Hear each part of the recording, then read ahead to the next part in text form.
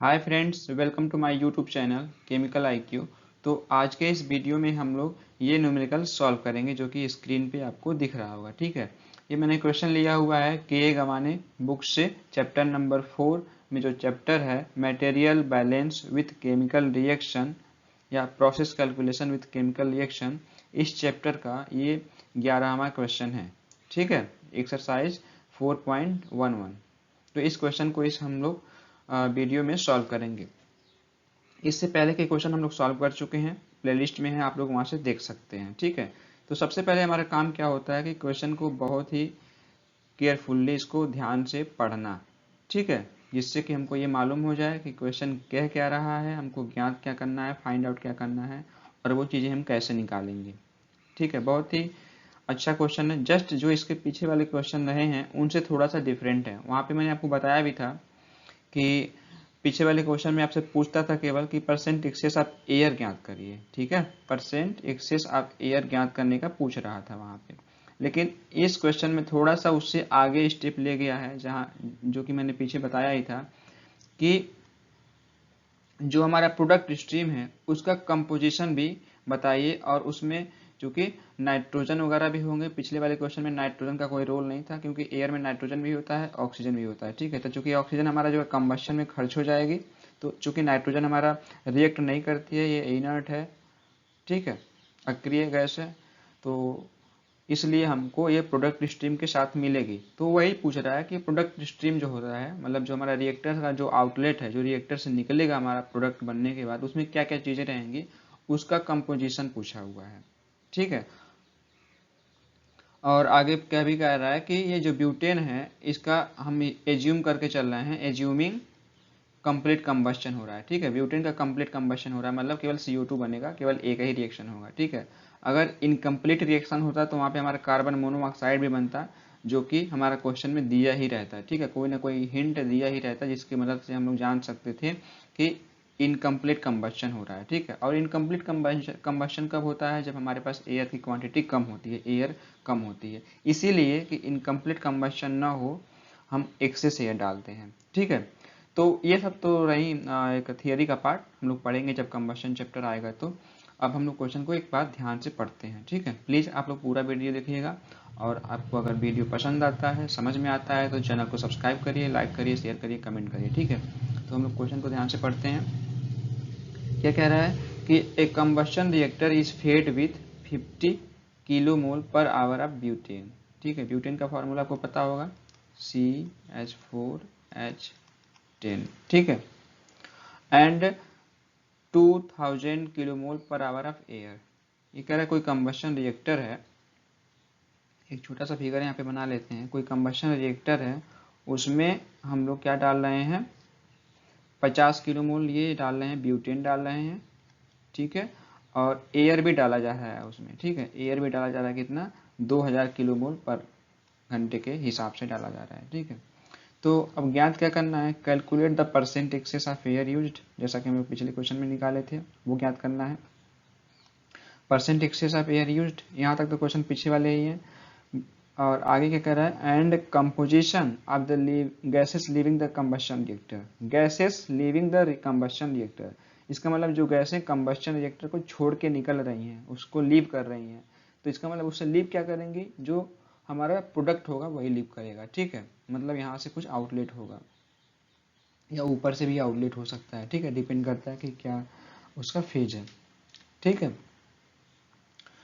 तो उसका जो भी आउटलेट होगा उसका कंपोजिशन पूछ रहा है। कंपोजिशन मतलब कि परसेंट मोल पूछ रहा है कि कितने कितने परसेंट में कितने कितने मोल किसके हैं। ठीक है, तो ये सारी चीज़ें हैं। तो हम देखते हैं कैसे इसको सॉल्व किया गया है। आगे क्वेश्चन देखिए, सबसे पहले हम क्या मानते हैं, बेसिस मानते हैं। तो बेसिस हमने मान लिया है 50 kilo mole per hour of butane and 2000 kilo mole per hour of air fed to a combustion reactor. ये जो क्वेश्चन में दिया हुआ लैंग्वेज मैंने वही छाप दिया है, आप लोग भी छाप दीजिएगा इसको। ठीक है, कोई दिक्कत नहीं है इससे। उसके बाद हमारा अगला स्टेप क्या होता है, एक छोटा सा फिगर बनाना। ये हमारा कंबस्शन रिएक्टर है। ठीक है, कंबस्शन रिएक्टर है, और ये हमारा फीड स्ट्रीम होता है जो रिएक्टर में डालते हैं, और जो रिएक्टर से निकलता है हमारा वो प्रोडक्ट स्ट्रीम होता है। ठीक है, तो फीड स्ट्रीम में क्या क्या चीज़ें रहेंगी, मतलब क्या क्या चीज़ें इसमें डाली जाएंगी रिएक्टर में। एक तो ब्यूटेन डाला जा रहा है और दूसरा एयर डाला जा रहा है। ठीक है, ब्यूटेन कितना डाला जा रहा है, किस रेट से, किस दर से डाला जा रहा है, 50 किलोमोल पर घंटे के रेट से डाला जा रहा है। और एयर किस रेट से डाला जा रहा है, 2000 किलोमोल पर घंटे के रेट से हम एयर डाल रहे हैं। ठीक है, तो चूंकि एयर में हमारा ऑक्सीजन भी होगा और नाइट्रोजन भी होगा। ठीक है, चूंकि अन्य गैसेज भी होती हैं उसको यहाँ पे निग्लेजिबल माना हुआ है। ठीक है, एयर कितना होता है हमारा 21% होता है और ये कितना होता है 79%। दोनों को जोड़ेंगे तो ये 100 आ जाएगा। ठीक है, दोनों को प्लस करेंगे तो ये 100 आ जाएगा। तो चूंकि कंबशन रिएक्शन हो रहा है तो कंबशन में हमारा क्या होगा, केवल ऑक्सीजन ही रिएक्ट करेगा ब्यूटेन से।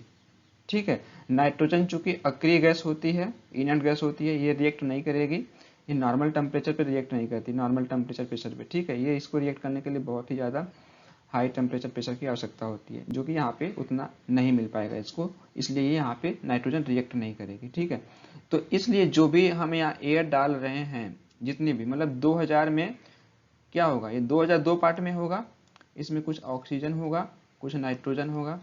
तो ऑक्सीजन जितना है वो खर्च होगा, हो सकता है ऑक्सीजन कुछ बच भी जाए। ठीक है, वो डिपेंड करता है हमारा लिमिटिंग रिएक्टेंट पे, ब्यूटेन कितना है। ठीक है, लेकिन जो नाइट्रोजन है वो रिएक्ट नहीं करेगा, तो इसका मतलब वो पूरा का पूरा बचा रहेगा, और बचा रहेगा तो वो हमारा मिलेगा कहाँ पे, हमारा जो प्रोडक्ट स्ट्रीम है, जो हमारा प्रोडक्ट निकलेगा रिएक्टर से, उसमें मिलेगा। ठीक है, तो इसलिए मैंने नाइट्रोजन लिख दिया यहाँ पे और ऑक्सीजन।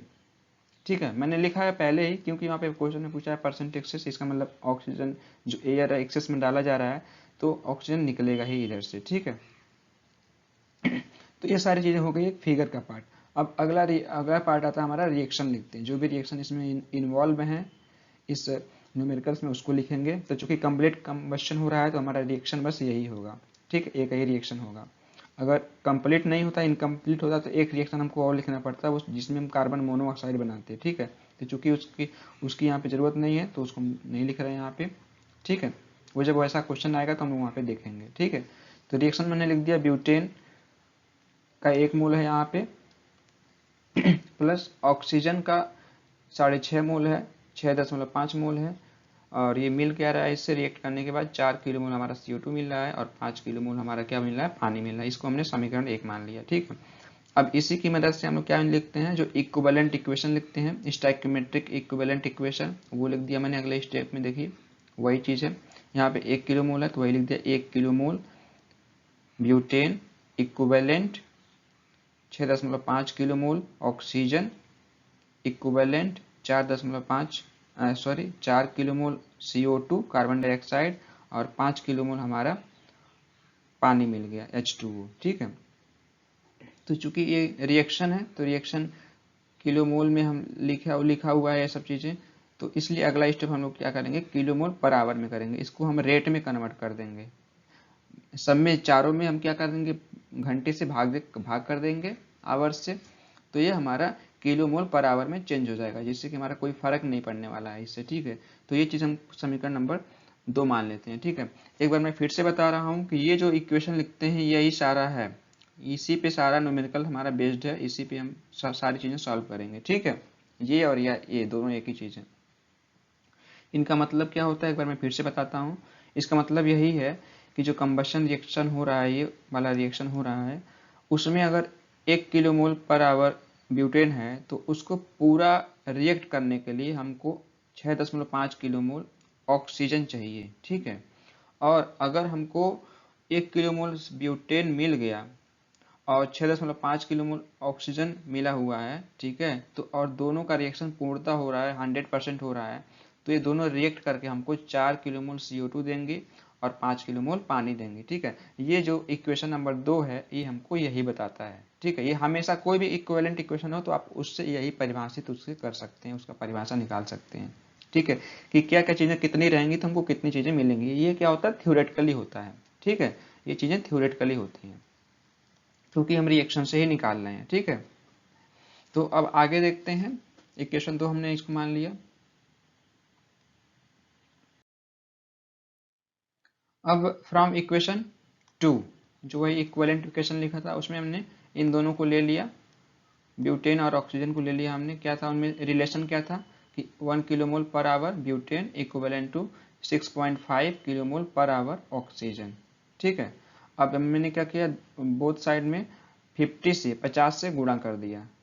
ठीक है, यहाँ पे 1 मल्टीप्लाइड बाई 50, यहाँ पे 6.5 मल्टीप्लाइड गुणे 50 कर दिया। ठीक है, 50 से क्यों किया, क्योंकि हमारा जो क्वेश्चन है उसी में कह रहा है कि 50 किलो मोल पर आवर हमारे पास ब्यूटेन है। ठीक है, और ये पूरा का पूरा रिएक्ट कर रहा है, तो इसलिए हमने 50 से दोनों पक्षों में गुणा कर दिया। तो इससे हम निकालेंगे क्या, इन दोनों रिलेशन से निकालेंगे क्या कि जब 1 किलोमोल ब्यूटेन रहेगा तो उसके लिए हमको 6.5 किलोमोल ऑक्सीजन चाहिए। ठीक है, तो वही चीज़ है, जब 50 किलोमोल ऑक्सीजन ये ब्यूटेन रहेगा तो उसके लिए कितना चाहिए हमको ऑक्सीजन, कितना चाहिए, 325 किलोमोल पर आवर चाहिए। ठीक है, जब ये 50 किलोमोल पर आवर ब्यूटेन रहेगा तो हमको 325 किलोमोल पर आवर ऑक्सीजन चाहिए।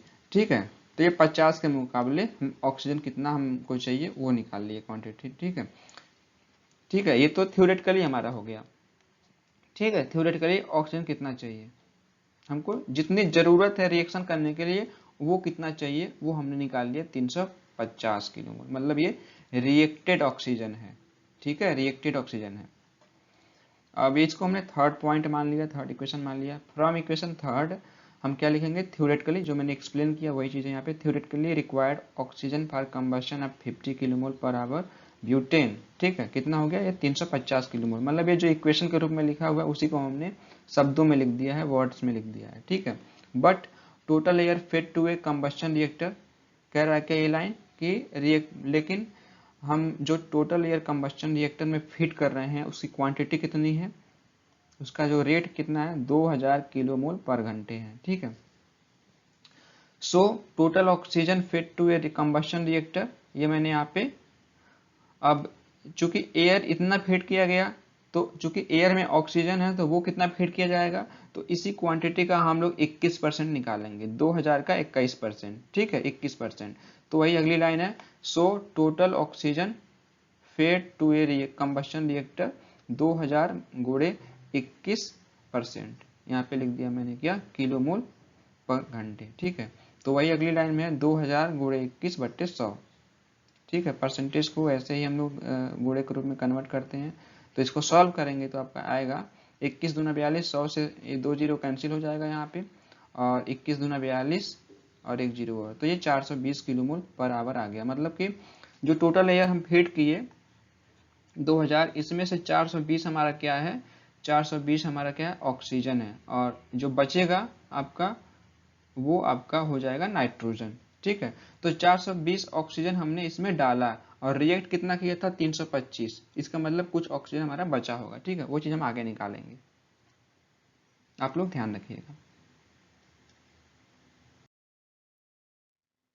Now total nitrogen fed to a reactor, वही चीज, तो अब टोटल नाइट्रोजन कितना फेड किया गया रिएक्टर में, nitrogen present in 2000 kilomole per hour of air. ठीक है, अब उतना ही फेड किया गया रिएक्टर में जितना कि 2000 किलोमोल एयर में नाइट्रोजन है। ठीक है, क्योंकि एयर के साथ ही नाइट्रोजन है, नाइट्रोजन और ऑक्सीजन का मिक्सचर ही है, को ही एयर कहते हैं। ठीक है, तो वही चीज़ है, टोटल एयर बराबर किसके है, टोटल ऑक्सीजन के और टोटल नाइट्रोजन के। ठीक है, किलोमोल पर आवर में। ठीक है, तो टोटल एयर कितना है, 2000, टोटल ऑक्सीजन कितना है 2000 में 420, और total nitrogen fed to a reactor हम निकाल लेंगे यहाँ से, तो 2000 में से 420 घटाएंगे, जो आगे घटाया हुआ है, तो हमको 1580 मिलेगा। एक बार आप क्रॉस चेक कर लीजिएगा। ठीक है, 1580 में 20 जोड़ेंगे तो 1600 हो जाएगा, 4 20, ठीक है, 2000 हो गया। ठीक है, since nitrogen will not react to butane so it will present in product stream, ये लाइन कह रही है कि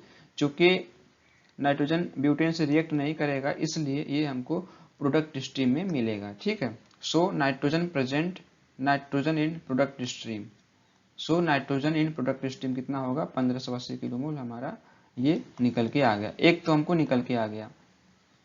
ठीक है, कि प्रोडक्ट स्ट्रीम में क्या क्या चीजें हैं, कंपोजिशन को निकालना है, तो एक तो हमको मिल गया कितना, 1580 kilomole per hour nitrogen. Now excess O2, excess है क्योंकि हमारे पास टोटल हम जब 2000 किलोमोल पर आवर एयर के साथ में 420 ऑक्सीजन भेजे थे उसमें रिएक्टर में, लेकिन रिएक्ट कितना किया था, 325, इसका मतलब कुछ बचा है ऑक्सीजन, तो जितना बचा है वही हमारा एक्सेस है, अधिक है, ठीक है। तो वही लिखा मैंने, excess oxygen equal to oxygen fed, मतलब कितना रिएक्टर में डाला गया, minus oxygen reacted equal to unreacted oxygen, ठीक है। जितना एक्सेस है वही अनरिएक्टेड रहेगा, इसलिए मैंने लिख दिया यहाँ पे लाइन। अब अगली स्लाइड में देखते हैं, इसी को हम लोग निकाल लेंगे यहाँ से। तो ऑक्सीजन फेड कितना था, 420, ठीक है। और ऑक्सीजन रिएक्टेड 325, घटाएंगे तो ये 95 आ गया, ठीक है, 95 किलोमोल पर आवर, ठीक है। इतना ऑक्सीजन रिएक्ट नहीं करेगा, तो जो रिएक्ट नहीं करेगा वो कहाँ मिलता है हमको, प्रोडक्ट स्ट्रीम में मिलता है, ठीक है। तो इसको ये क्वांटिटी भी मिल गई हमको प्रोडक्ट स्ट्रीम में। एक तो नाइट्रोजन मिल गया था हमको 1580, दूसरा क्या मिल गया, ऑक्सीजन मिल गया 95, ठीक है। अब परसेंट एक्सेस हमको पूछा है, परसेंटेज में पूछा है, तो परसेंट एक्सेस तो यही है क्वांटिटी के रूप में, परसेंटेज में अभी ये नहीं चेंज हुआ है, ठीक है। परसेंटेज हम किसके रिस्पेक्ट में निकालते हैं कि जितना हमको थ्योरेटिकल रिक्वायर्ड है उसके रिस्पेक्ट में निकालते हैं। तो परसेंट एक्सेस ऑक्सीजन कितना कर दिया, 95/325, 325 कितना था थ्योरेटिकली रिक्वायर्ड, ठीक है। थ्योरेटिकली रिक्वायर्ड मतलब जितना कि रिएक्ट किया, ठीक है, उसके रिस्पेक्ट में निकालते हैं। तो ये हमारा आ गया 29.23, ठीक है। परसेंट एक्सेस ऑक्सीजन कितना हो गया, 29.3, ठीक है। बट वी नो दैट, लेकिन हम जानते हैं कि percent excess oxygen equal to percent excess air, ठीक है। ये जब परसेंटेज में रहेंगे तो दोनों बराबर में रहेंगे, ठीक है। अगर 20% एक्सेस ऑक्सीजन है तो इसका मतलब 20% एक्सेस हमारा एयर भी होगा, ठीक है। 30% एक्सेस ऑक्सीजन है तो इसका मतलब 30% एक्सेस एयर भी होगा, ठीक है। लेकिन जब यही क्वांटिटी में होगा तो दोनों अलग अलग चीज़ें होंगी, ठीक है। परसेंटेज में रहेगा तभी सेम है, ठीक है, क्योंकि परसेंटेज में ही हमने निकाला है। तो इसलिए percent excess oxygen equal to percent excess air equal to 29.23, एक हमारा आंसर निकल आया, ठीक है यहाँ पे। नाउ फ्रॉम इक्वेशन 2, जो हम लोग इक्विवेलेंट इक्वेशन लिखे थे उसकी मदद से क्या लिखेंगे, 1 किलोमोल पर आवर, वही चीज़ है, butane equivalent to 4 kilomole per hour CO2 और 3 किलोमोल पर आवर हाइड्रो, और ये क्या हो गया, पानी, वाटर, ठीक है। सो अब 50 से इसमें सारे में गुणा कर देंगे, क्योंकि हमारा ब्यूटेन कितना रिएक्ट कर रहा है, 50 किलो मोल ही हमारे पास ब्यूटेन है, पूरा का पूरा रिएक्ट कर रहा है, तो इसलिए 50 से यहाँ पे गुणा कर दिया हमने तीनों में, इसमें भी और इसमें भी, ठीक है। देखिए 50 और ये 50 का गुणा किया, यहाँ पे 4 गुणे 50, यहाँ पे 5, ये 5 गुणे यहाँ पे 50 कर दिया, ठीक है। अब 50 हो गया, अब ये 4 पचे 20, 200 हो जाएगा, और ये 5 पचे 25, 250 हो जाएगा। इसको इक्वेशन 4 हमने मान लिया, ठीक है। अब इससे क्या मालूम चल रहा है हमको, यही से हमको सारी चीज़ें मालूम चलनी जा रही हैं कि जब 50 किलो मोल ब्यूटेन पूरा रिएक्ट करेगा तो हमको 200 किलो मोल CO2 मिलेगा और 250 किलो मोल हमको पानी मिलेगा, ठीक है। तो चूंकि हमको प्रोडक्ट स्ट्रीम निकालना था, तो हमको प्रोडक्ट स्ट्रीम हमको यहीं से मालूम हो गया, क्या कि 200 किलो मोल हमारा CO2 बनेगा और 250 किलो मोल हमारा पानी मिलेगा, ठीक है। तो चलिए अब आगे देखते हैं।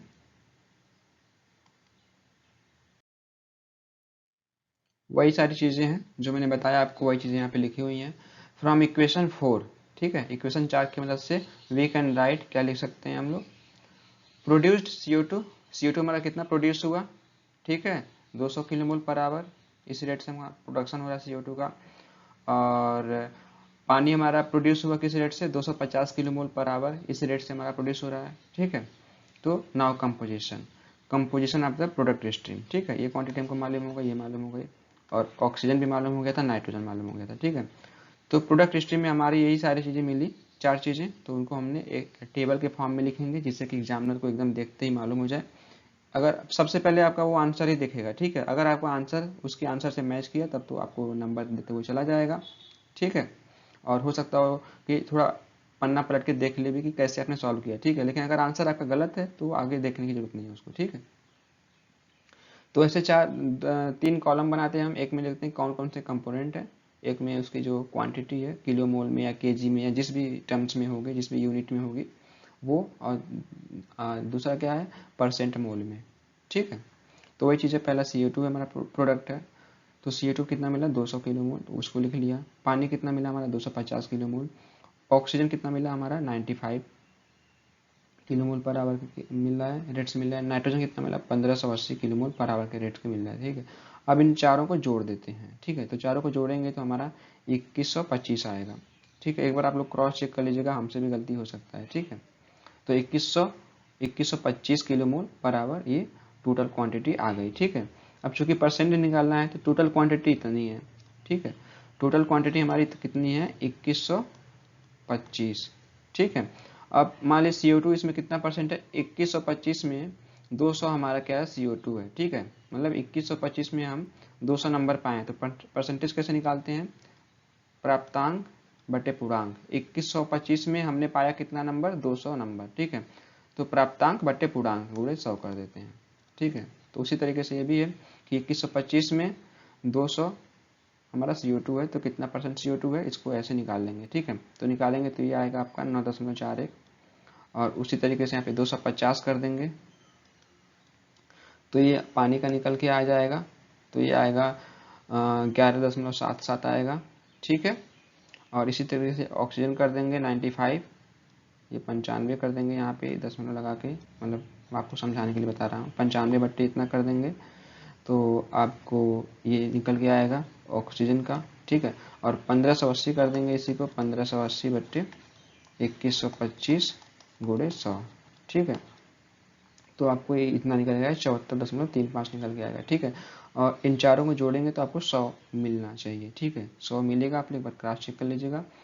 ये जरूर आप चेक करें कि जो भी हम परसेंटेज निकालें उनका योगफल 100 आ रहा है कि नहीं आ रहा। अगर 100 नहीं आ रहा है तो आप उसको देखिए, कहीं जो दशमलव के बाद वाले हैं उनको राउंड फिगर में लिखना, या उनमें गड़बड़ी कुछ हुआ होगा, ठीक है। 100 आना चाहिए, 100 नहीं आएगा तो भले ही आपका अगर 99.9% भी आता है तब भी आपका आंसर गलत माना जाएगा, ठीक है। वो एग्जामिनर पे डिपेंड करता है कि आपको नंबर दे रहा है कि नहीं, लेकिन गलत माना जाएगा क्योंकि 100 आना चाहिए, क्योंकि ये परसेंटेज में है, ठीक है। भले ही इस क्वांटिटी में अगर दशमलव में आता है तो उधर थोड़ा बहुत कम कर देंगे तो सही है, लेकिन परसेंटेज में 100 तो आना ही चाहिए, ठीक है, क्योंकि परसेंट का मतलब ही 100 होता है, ठीक है।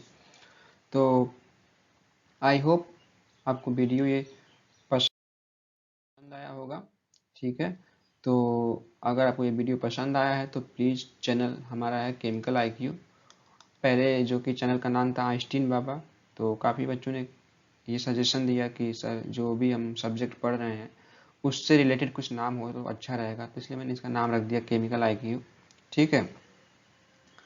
तो आप इसको सब्सक्राइब करिए, लाइक करिए, शेयर करिए, कमेंट करिए। और ये टेलीग्राम चैनल है, जो ये पूरा स्लाइड है इसका PDF आपको, ये वाला आपको इसके डिस्क्रिप्शन में मिल जाएगा उसका लिंक। टेलीग्राम चैनल को आप वहाँ ज्वाइन कर लीजिएगा, वहाँ पे PDF नोट्स वगैरह, बुक्स वगैरह मिल जाएंगे आपको, ठीक है। और फिर मिलते हैं अगले वीडियो में, तब तक के लिए थैंक यू, धन्यवाद।